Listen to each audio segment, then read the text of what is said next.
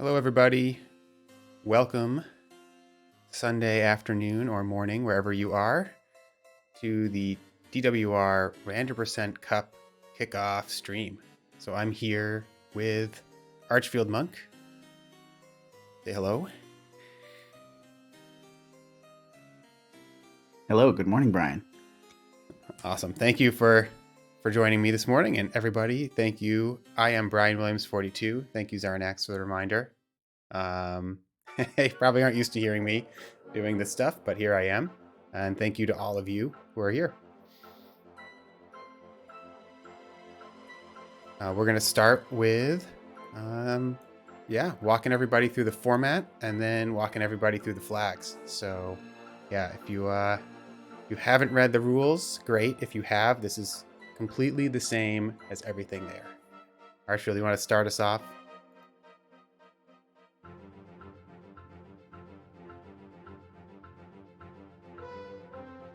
Sure, I can say some words.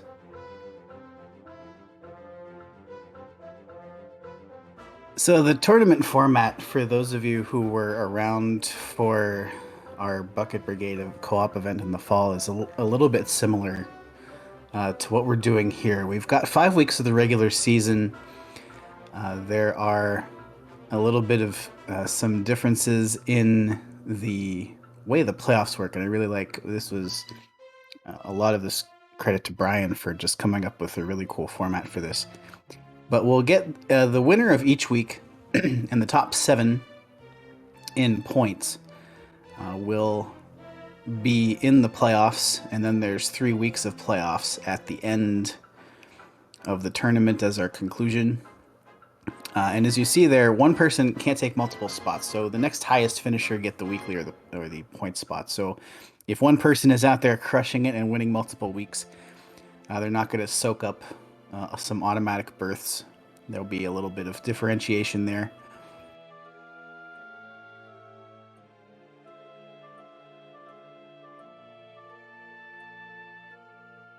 So the way this works is that the races are actually asynchronous.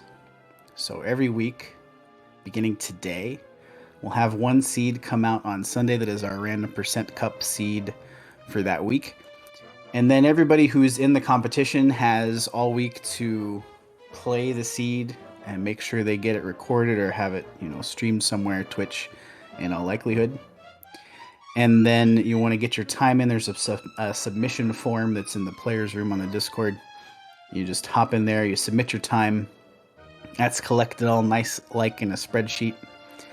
And then the top finishers from the week will be featured on the kind of wrap-up restream where we review the results from the previous week and get the seed going for the next week on Sundays, probably sometime in the mid-afternoon.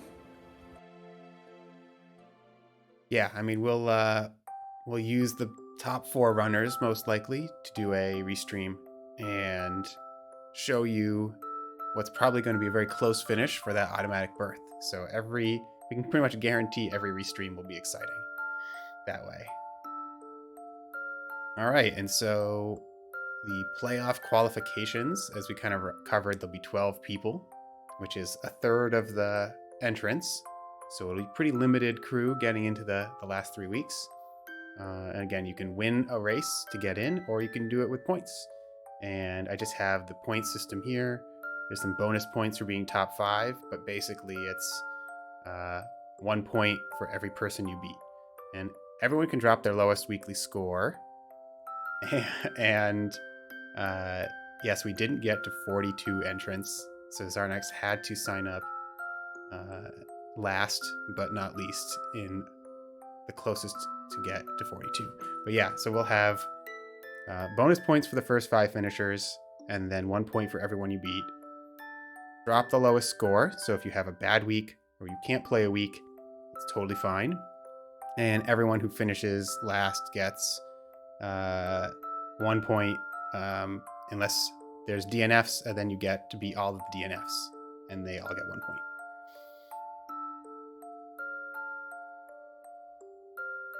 And then the format.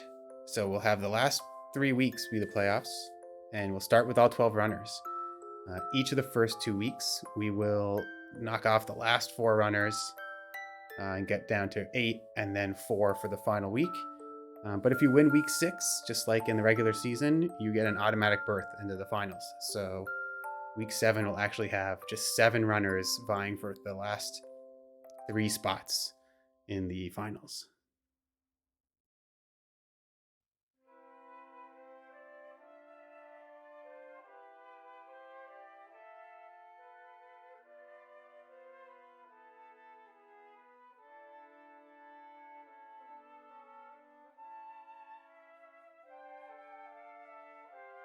I don't hear Archfield, who might be talking.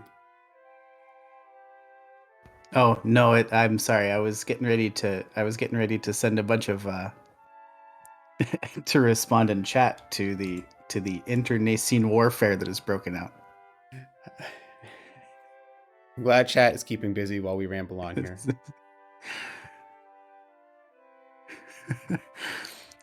So this is our flag string. I'm not going to read the flag string. It's just on the screen there.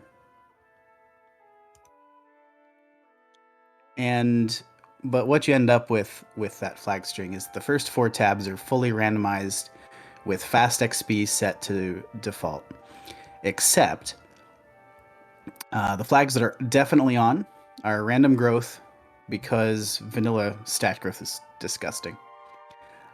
Menu wrap, because not having menu wrap is also disgusting. Permanent torch, because we're at least moderately pleasant. And the death counter, because that's just kind of fun to see. The flags that are off are consistent stats, so that if you roll chaos, it's not going to be chaos with consistent stats.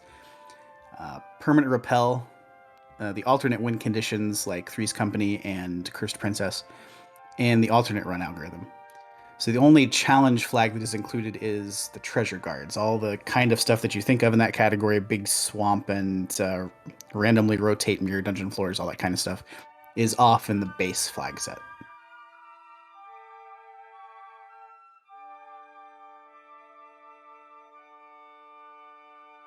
These are your participants. It's a lot of names. I don't think we're going to try to read them all. Brian, are we going to run everybody down here? We can kind of give everybody a little shout here. Yeah, if you want to try. It's a lot of names. If they've waded into the fray. We have, yeah.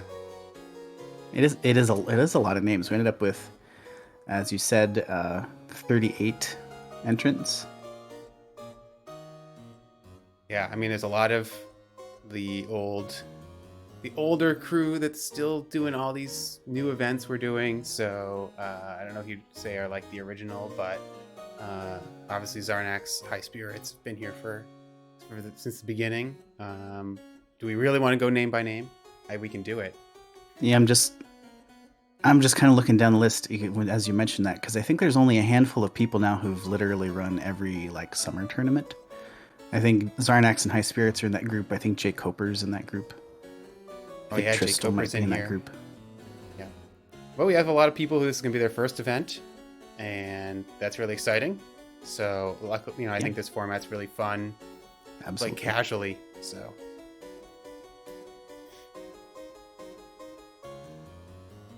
Yeah, Tristal. Yeah, I mean, regardless of your level of experience, I find these events are always just pretty fun. It's a good group we have in the community, of course, and to get together and just kind of talk about the seeds or commiserate about the seeds, as the case may be, is pretty fun. Yeah, I put in the submission form an optional field, 1 word to describe the seed or your feelings about the seed. So it'd be really fun to see what is the most popular word every week. We're gonna do a word cloud. Yeah, I'll do a word cloud visualization in the wrap up stream. So don't pick any words that are not stream safe. Well, if you do, I'll just have to filter them out. So yeah, okay. We got a lot of names. We gave people a lot of time to read all these names. And so let's move on to the flags. I guess I'll start with the flags. So I gave everyone a name. So this one is probably dependable caves, in that stair shuffle is definitely off, rappel in dungeons definitely works, and the chests will be where you expect them. Everything else is still random.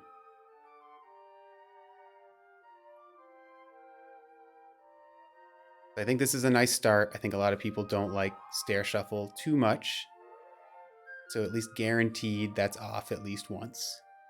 And then you'll get a little bit used to all the other things being random before stair shuffle enters the fray. And week 2 is probably dependable enemies. So here, random monster stats are off, so you will know exactly how much HP that red slime has. Random monster XP is on, but consistent stats is also on, which means that the XP will be generally in the range of what they usually are. Same for gold. So that red slime will be 3 HP, but its XP will be, 1 to 8, something along those lines. So you'll need to hunt a little harder to find the best grind, but you will generally know what you're going to get out of every enemy you find, and their abilities are also not randomized, so that red dragon has sleep. I am sorry.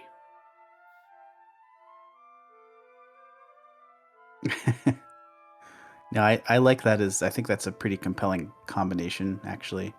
It's just enough. It's just this little tweak to the randomization, and you get some different golden experience in there.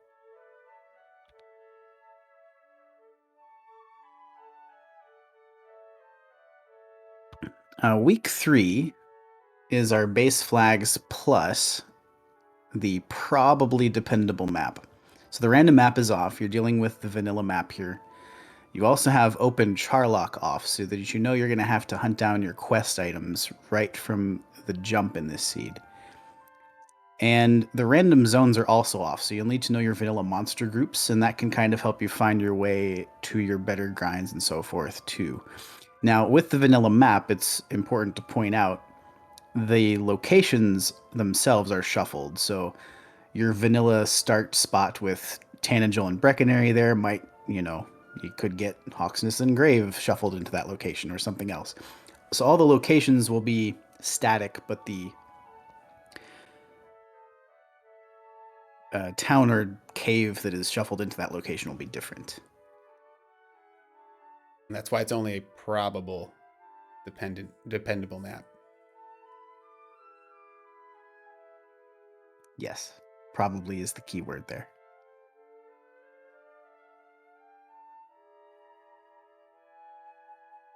Week 4, the penultimate regular season week, will be base flags plus the probably cursed princess. And we say probably, but probably is not the key word here. If you find cursed belts, you're going to go for the cursed princess ending. Because cursed princess is on. No magic keys required is off, so you are going to need keys in this one. No free belts in the treasury at the start. The random map is back on for this one, for sure.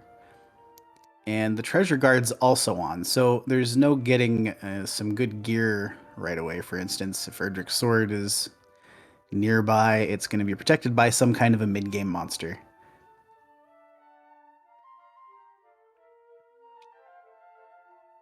Yeah, that's just a couple things to make sure Cursed Princess isn't super free, which sometimes it can be with the right random flag. So I think that set kind of makes sure it won't most likely be the easiest seed you've ever played, but it will still be quite fast in all likelihood. So that brings us to week 5, which is probably time to gamble. Everyone will know their position in the standings. There will only be one automatic qualifying berth left. And so it's going to be the base flags, which means a lot of things randomized. Nothing locked to on or off out of that set. And yeah, it's your last chance to get in. So probably need to make that dive as soon as you are possibly ready to do it. Unless you're protecting a lead, if you're in the top few positions, maybe it's not time to gamble. That's why it's still probably. And that will take us into the playoffs. Go ahead. Sorry about that. I was just going to say that prevent and defense never works. Yeah, you always yell. You always yell at the TV when they fall into the prevent defense. And if it's worked for 4 weeks, keep it up for the 5th. Don't change the strategy now. And if you make it into the playoffs, we start turning on some new flags that we were not excited about. So I think these are actually all supposed to be maybes, and I made the slide wrong. So let me just correct myself verbally here. Is that right? Or did I do it right? Let me double check here.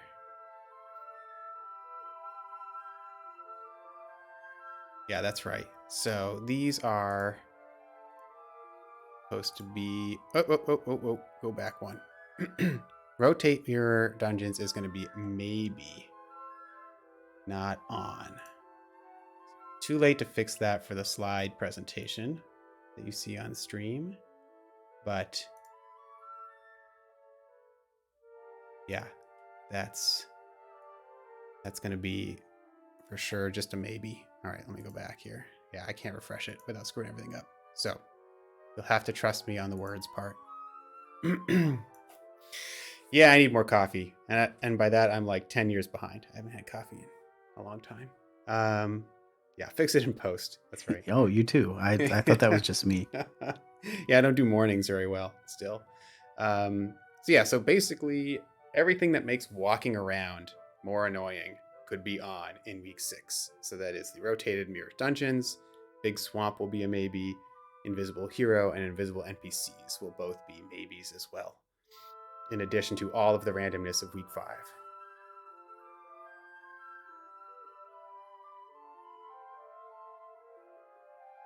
And these are also maybes, not ons. So then I'll let Archfield talk about this week.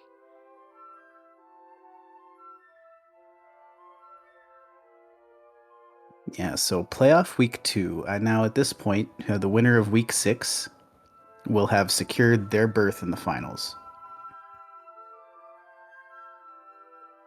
And so week 7 is the free-for-all for those remaining to try to get into the grand final. And we've got Probably Can't Always Get What You Want, which I love as a title. Permanent Repel is on. Hence, you can't get what you want because you're going to be getting rid of a lot of the kind of enemies that you'd probably like to fight. No Numbers is on, and no Hurt More is on. So you're going to be engaging in a lot of melee combat against enemies when you can't see how much damage you're doing and how much damage you're taking, although you know you're not breaking anything, because if you're breaking something, you're probably not fighting it unless it's on a spike. Yeah, again, these will be maybes. So it's only would be 1 in 8 that all 3 are on, but even 2 of these 3 on is going to make, with everything else being random, a very challenging seed. So you probably won't get what you want in the right enemies. Any combination of those is drastically ramping up the difficulty. That's right. So you'll have to learn. You won't know about No Hurt More till quite late, but you'll know about No Numbers and probably Permanent Repel fairly quickly. All right. I think I forget whose slide this is for week 8A. I don't know. I think I messed up the order at the beginning, which is my fault. It's okay. It's morning here still. But here we are. Yeah. And yeah, so I think I'll start with the first one and then you can take the last one. And so this is week 8A, which is called Challenge Accepted. So we now tri-state all of the challenge flags. And the only things that are not tri-state random in the entire flag set is still menu wrap, because we have Mercy. Alt run algorithm is still off, although just to mention, this will be on if you have random monster stats on. It's kind of a default link between the two, but here we force it off in the default case, and it will be on with. It will still be on with random monster stats, but the flag itself will be off. Make stats consistent will be off now, which means horrible things can happen with random monsters having consistently high everything, if that comes to be the flag combination. And alt win conditions are still off, so you still need to beat the Dragon Lord. I think this one is going to be a real show. This will be live, 4-person race, so you'll be able to watch one of the probably most painful races possible. But we'll have 4 really experienced random percent runners by this point. I think they'll be ready for the challenge.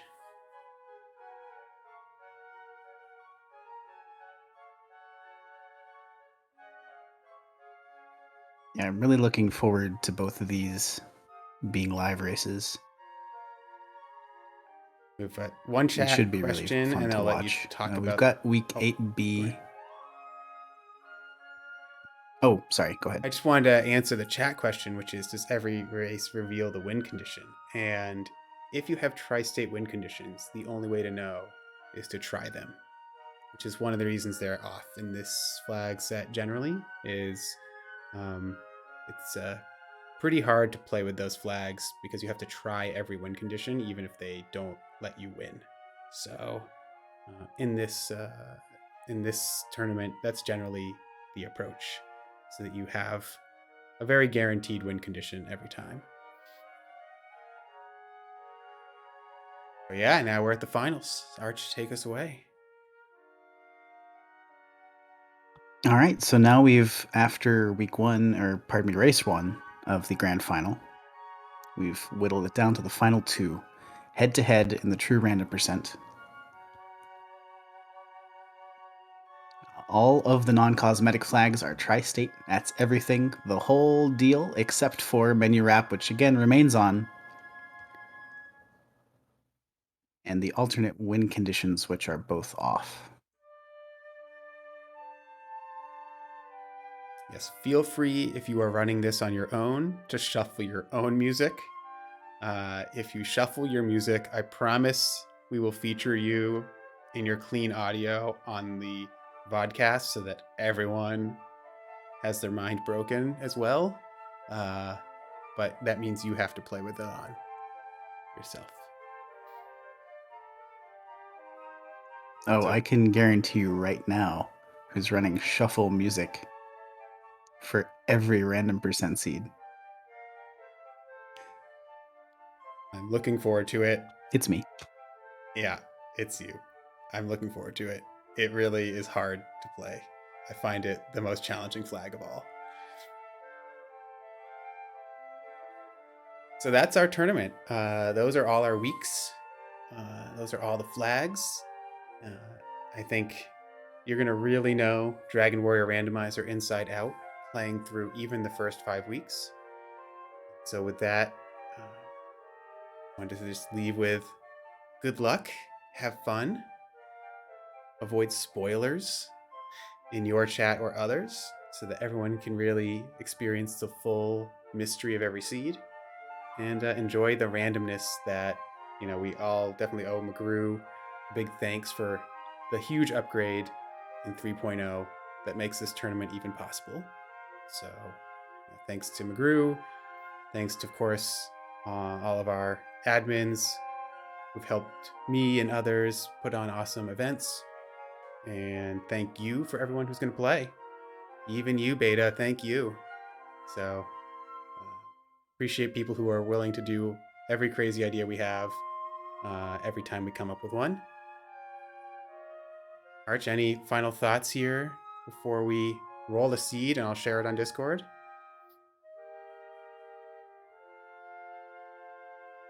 No, I don't think I have anything to add.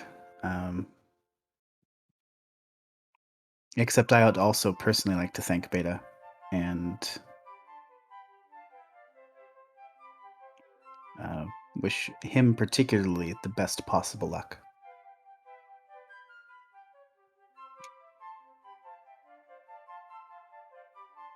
Well, that's it. Thank you, everybody.